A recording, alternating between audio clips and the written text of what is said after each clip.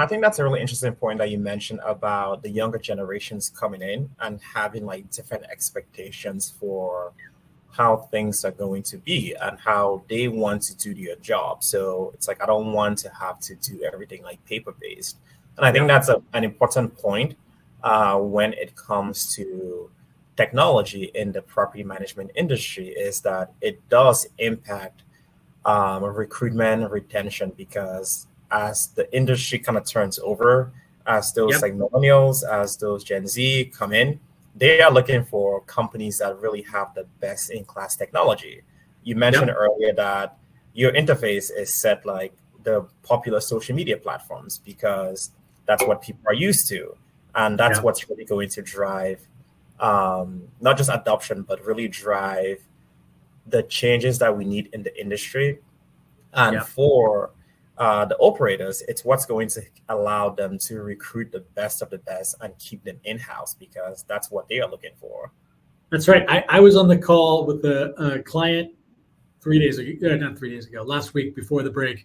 And um, they had a situation where at one of their properties, they had one person who was retiring who ran all their maintenance, did everything, did the inspections, told everybody else what to do. And they had 5 people that worked for them.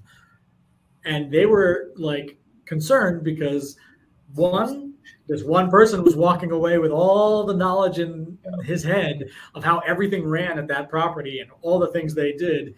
And 2, like the other 5 people were more than happy to use the technology and everything that were going on, but they didn't know what to do because they were still doing things, the way that one person did, right? Yeah. So they used that as an opportunity to say, we need to do a transfer now.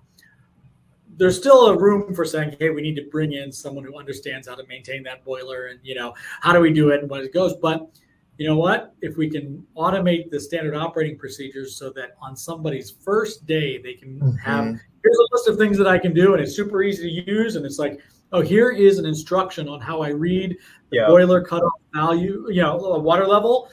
And I just need to record that and then move on. Or, use this kit, test the pH of the pool, type it in here. If it's off, do this. If it's not, do that. Like if I can institutionalize that, it makes it easier for them to not just have standard operating procedures, but make their people successful. And that makes them more efficient, but it also means that they're not just like sort of sitting around waiting to be told what's next. Exactly.